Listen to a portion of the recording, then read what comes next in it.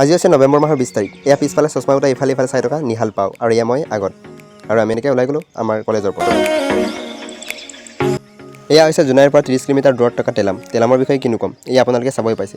ইয়াত গোটেইকেইটা গছ কাটি দিয়া হৈ গ'ল, কাৰণ আমাৰ ইয়াতো ৰাস্তাবোৰ বহল কৰি ফ'ৰ-লাইন বনাব হেনো। গছকেইটা কাটি দিয়াৰ কাৰণে বেয়া লাগিছে, কিন্তু কি কৰোঁ, কিবা এটা পাবলৈ কিবা এটা হেৰুৱাব লাগিব। আমি ইয়াৰ পৰা বুজিব পাৰোঁ যে তুমি যদি সফল হ'ব বিচাৰা তেনেহ'লে তোমাৰ কিছুমান চৰিত্ৰ হেৰুৱাব লাগিব। এয়া তেলামৰ ৰাস্তাৰ ওচৰত থকা গছবোৰৰ অন্তিমটো ভিডিঅ', কাৰণ এইকেইটা গছ কেইদিনমান পিছত কাটি দিয়া হ'ব।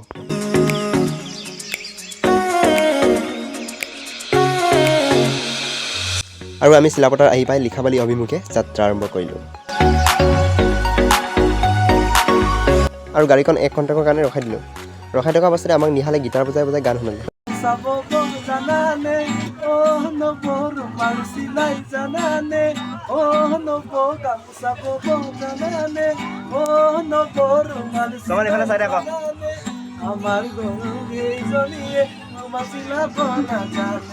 দহ মিনিট ৰখাৰ পিছত পুনৰ আমাৰ যাত্ৰা আৰম্ভ কৰিলোঁ।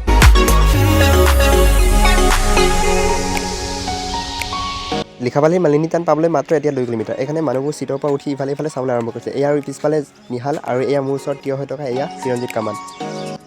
আৰু ফাইনেলি আমি মালিনী থান আহি পালোঁ। এয়া আমাৰ বাছখন পাৰ্কিং কৰিলোঁ আৰু এয়া পাহাৰৰ ওপৰত থকা মালিনী থান। আৰু গেটত মানুহ বেছি ভিৰ হোৱাৰ কাৰণে আমি লাইন পাতিবলগীয়া হৈ গ'ল। আৰু গেটখনৰ পৰা সোমাই সকলোৱে আমি এতিয়া পাহাৰলৈ উঠি গৈ আছোঁ।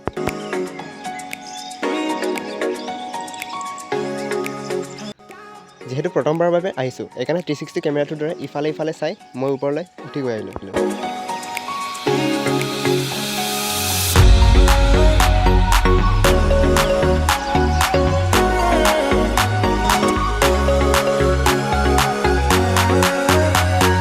আৰু এয়া মোৰ পিছফালে বুৰ্জ খলিফাৰ দৰে ওখ হোৱা অৰুণ পাথৰী।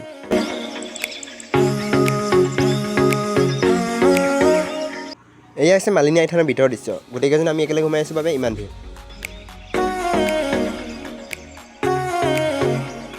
লিখাবালি থকা মালিনী আই থানৰ সেৱাচৰণলৈ আমি পুনৰ উভতি গ'লোঁ পেট পূজাৰ বাবে ডিমৌ নদীলৈ।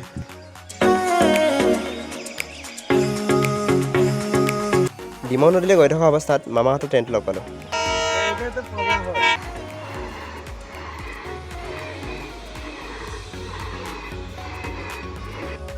আৰু এয়া হৈছে ডিমৌত থকা ডিমৌ পাহাৰ। আৰু পেট পূজালৈ বুলি আমি সকলোৱে শাৰী পাতিলোঁ। পেট পূজা কৰাৰ পিছত আমি লেতেৰা কৰা প্লাষ্টিকবোৰ গোটাই মেলি ইয়াতে জ্বলাই দিলোঁ। আৰু গোটেই ঠাইডোখৰ চাফা কৰি বাচন বৰ্তন ধোওঁতে সন্ধিয়া হৈ গ'ল।